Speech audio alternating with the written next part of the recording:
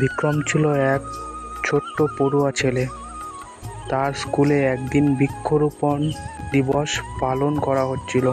শিক্ষক বলেন, গাছ শুধু ছায়া দেয় না, অক্সিজেন দেয়, আমাদের প্রাণ বাঁচিয়ে রাখে। বিক্রম খুব আগ্রহী নিয়ে একটা আম গাছের চারা নিয়ে স্কুলের বাগানে লাগালো।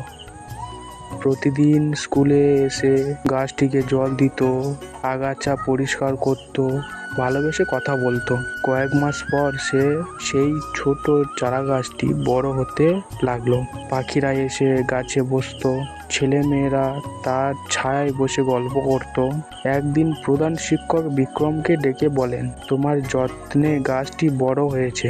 তুমি প্রমাণ করেছো একটি ছোট ভালো কাজও বড় পরিবর্তন আনতে পারে। বিক্রম হাসলো। সে বুঝে গিয়েছিল একটি গাছ লাগানো মানেই শুধু একটি জীবন রক্ষা নয়, অনেক জীবনের জন্য উপকারিতা। আর একটা কথা সবাই মনে রাখবেন, একটি গাছ মানে একটি প্রাণ।